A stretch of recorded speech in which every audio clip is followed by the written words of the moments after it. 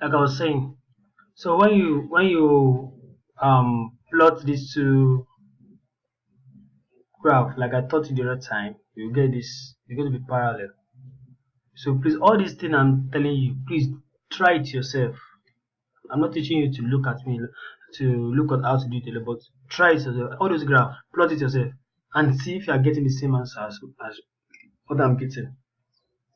Even the other one I drew earlier, this one, try it using this method. Try it and see what we get. Then using this method to try it like that, please. So let's just now look at this question. This question 3x minus 2t equals to a minus 15x plus bt equals to minus 17. And in the system of equation above, a and b are constants. If the system has infinitely many solutions, what is the value of a? What is the value of a? Now I'm looking for this value a, and they told you that it have infinitely many solutions. What does that mean? That means these lines are identical. When the two lines are identical, that means they are the same. They're supposed to be on the same line, but there will be just something that is trying to that is trying to maybe multiply a value by through multiply a particular figure, a value. It's a particular line that will make it to be equal to this. Now look at it. If you multiply the first equation, which is this, by minus 5, you are going to get the same thing. Can you see? Minus 5. 5 times 3x give 15x plus minus 1 times that will be plus 10 equals to this. So it's already identical. I mean, so if I'm supposed to calculate b here, my b will be 10. And see. So it means this one and this one is equal. And in fact, this one too and this one is equal. So that was minus 5 equals to minus 7, which that means a equals to 7. So that's the answer. So please take note of this. SAT, it asks a lot of questions on this. So when you see it, you know it. Then go to the next one. The relationship between the slope of two lines. Now, let me just give you this condition. If the slope of line L and line K are each defined, that is, if neither line is a vertical line, then line L and line K are parallel. If and only if they have the same slope, and like I said the other time, they must have the same slope for them to be parallel. We are talking about parallelism. They must have the same slope. The two lines must have the same slope. Must have the same slope. So that's to be parallel. Then if line L and line K are perpendicular and only if the product of the is okay, if the product of their slopes equals to 1. What you are trying to say is just like parallel. Let me just represent it out this way. Parallel means that the slope of first line and slope of second line is equal. Perpendicular means that slope of the first one m1 equals to negative like m2 minus 1 over m2. I just m1 m2 equals to minus 1. That's what this line is telling you. Only if the product of their slope is minus 1, like I say. So minus 1 minus m1 m2 equals to minus 1, or m1 equals to minus 1 over minus 2. So it's still the same thing. So look out for this condition. They taught you all this thing in the secondary school. So I expect you know it. This is just like a revision, quick one, quick revision. So let's take a question on this.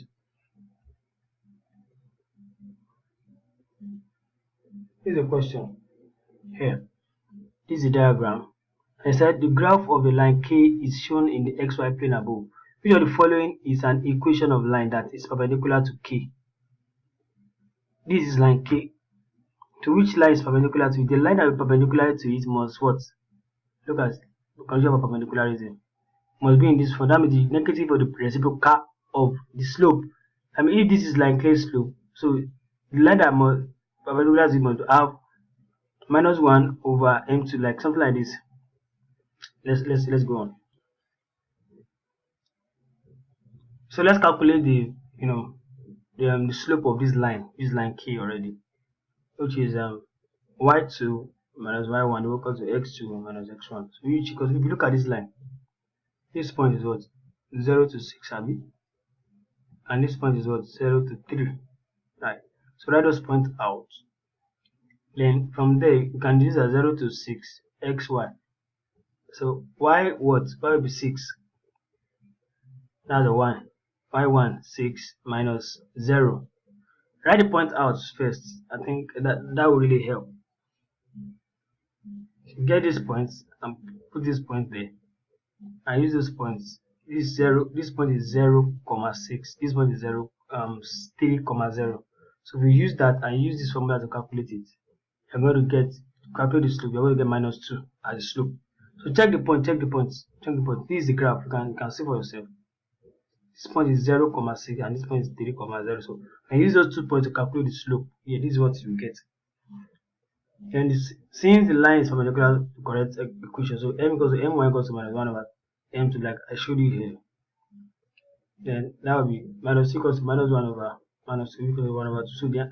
So the answer must have a slope of 1 over 2. Let's look at the other. Which one has that? C, option C has that.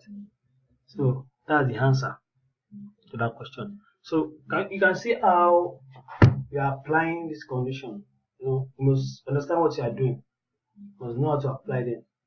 Then this question is similar to the first concept I taught you. Talking about this concept. This concept. Y equals mx plus c. No. When I say a question, I try to relate it to the concept. So that's the question. So I expect you to do it yourself. If I'm not supposed to do it for you, you're supposed to do it for yourself. Yeah. So this question, look at it.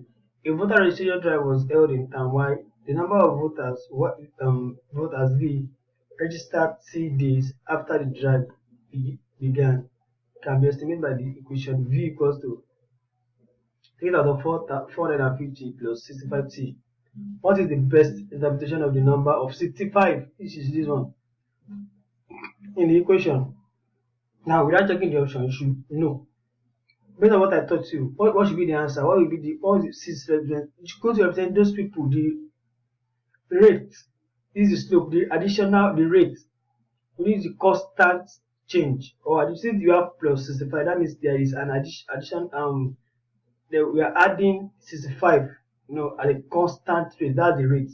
It's increasing. Plus means if it's negative, it means it's decreasing. In this case, it's increasing because we have plus 65. So let's look at the option. The number of registered voters at the beginning of the registration. No, that's not the answer. The answer to A is 8,450. That's the initial amount of people starting the registration. So the number of registered voters at the end of the registration. No, it's not the end of the registration drive because that was representing V. That's the end. That's the total amount of voters. Then the total number of voters registered during the drive. This wants to look confusing, but that's not. It's not. It's close to the answer, but it's not. It's wrong.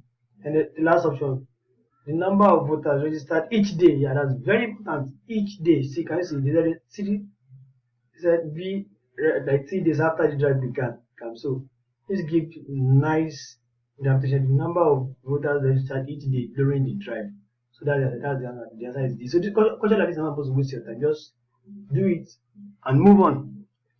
So that's all I have to say for now. But I want you to look for more questions. If there's anything you don't understand, let me know.